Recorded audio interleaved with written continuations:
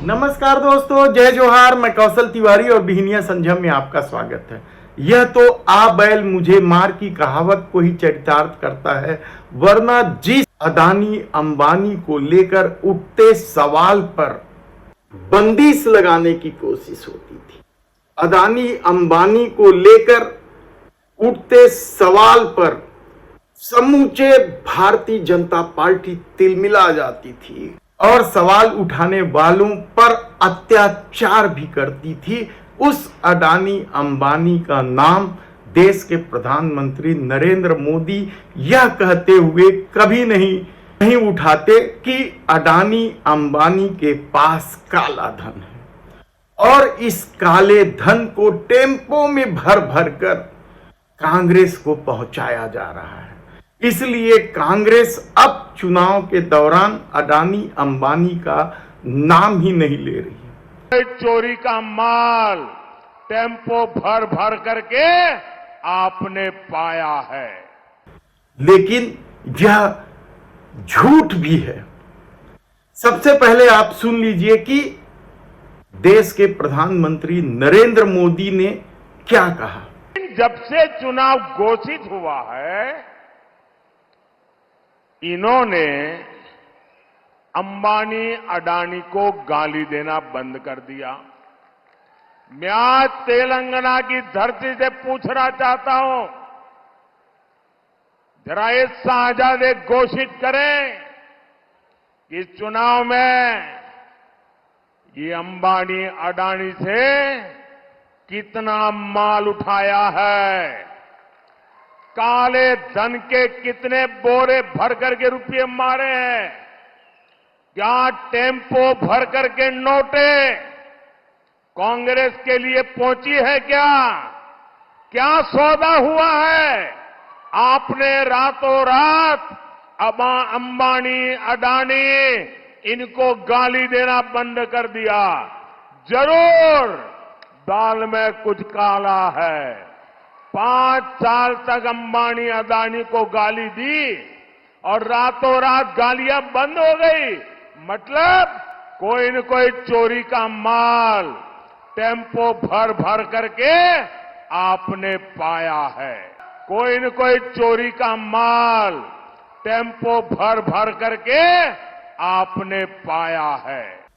यानी आप सोचिए कि अडानी और अंबानी का मुद्दा इस देश में कितना बड़ा हो गया है। ये रिश्ता क्या कहलाता है, इसे बताने की बजाय भारतीय जनता पार्टी अब कांग्रेस पर ही दोषारोपण कर रही है। इस दौर में किस किस तरीके से नैरेटिव सेट करने की कोशिश नहीं हुई है।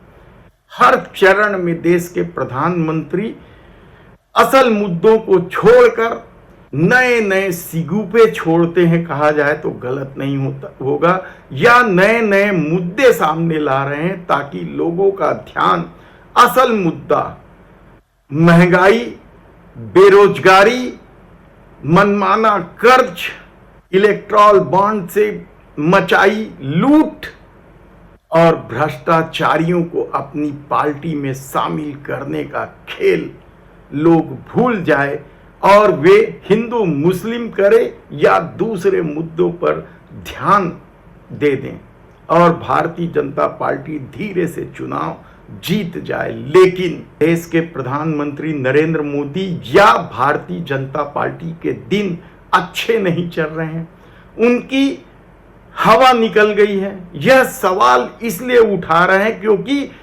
पहले चरण में मांस मछली का जिक्र होता है तो दूसरे चरण आते आते उस मंगल सूत्र का जिक्र होने लगता है, जिसे लेकर देश के प्रधानमंत्री भी ट्रोल हो जाते हैं। और तीसरे चरण के बाद तो अब अडानी अंबानी का मुद्दा आ गया, तो क्या चौथे चरण में कुछ और मुद्दा लाया जाएगा?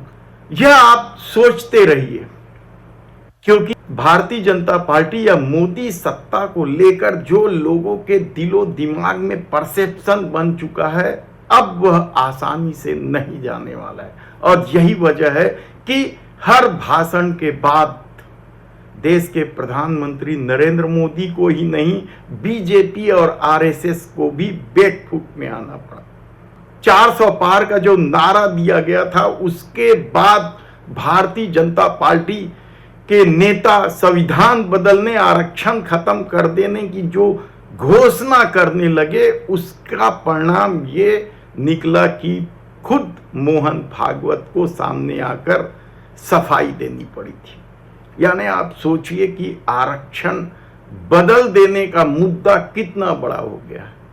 सवाल राहुल गांधी की न्याय गारंटी योजना का नहीं कि उसके प्रति लोगों का कितना भरोसा है, सवाल तो मोदी सत्ता के प्रति विश्वास उठ जाने का है। और पिछले 3 चरणों के चुनाव में हुए मतदान के साफ संकेत है कि भारतीय जनता पार्टी के लिए अब तीसरी बार सत्ता हासिल करना बेहद मुश्किल हो गया है। आंकड़े क्या 200 सीट के नीचे चले जाएंगे, या राहुल गांधी जो कह रहे हैं 150 सीट में सिमट जाएगी बीजेपी, क्या वह सच्चाई?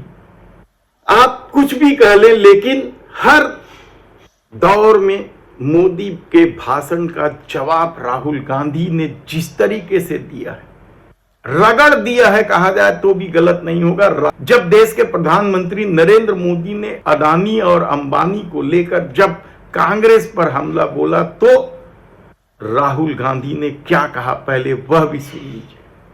नमस्कार मोदी जी, थोड़ा सा घबरा गए क्या? नॉर्मली आप बंद कमरों में अडानी जी अंबानी जी की बात करते हो, पहली बार आपने पब्लिक में अडानी अडानी अंबानी बोला।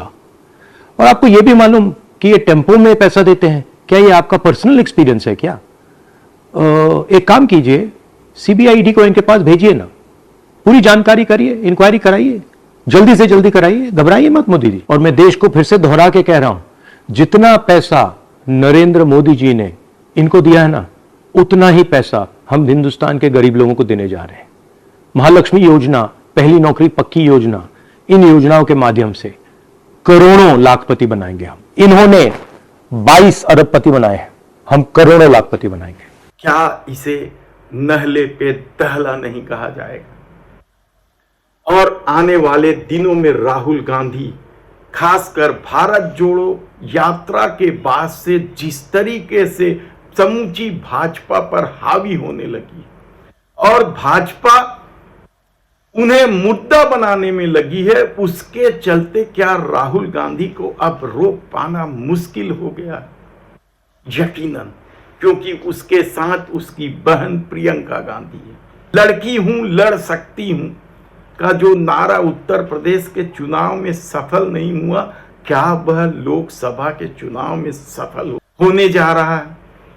और इसकी तिलमिलाहट अब प्रधानमंत्री नरेंद्र मोदी के भाषणों में साफ देखी जा सकती है।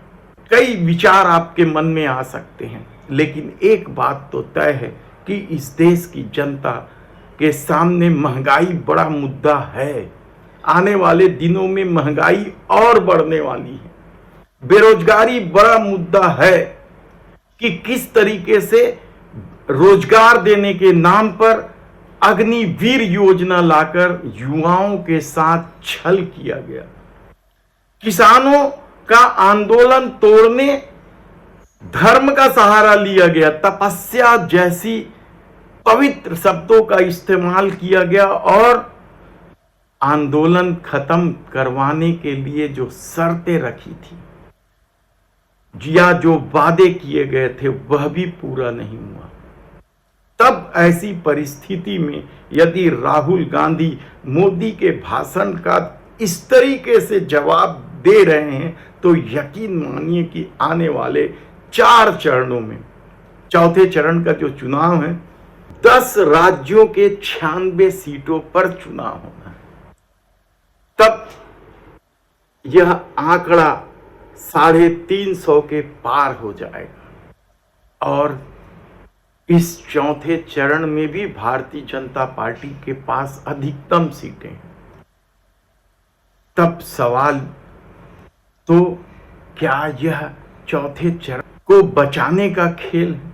हालांकि जो दावा है कांग्रेस का उसके अनुसार तो 3 चरण के मतदान के बाद ही भारतीय जनता पार्टी सत्ता से दूर हो चुकी है, यानी 272 के जादुई आंकड़े से बहुत नीचे जा चुकी है। तब देखना है कि अब आने वाले दिनों में मोदी सत्ता किस किस तरीके का प्रयोग करती है।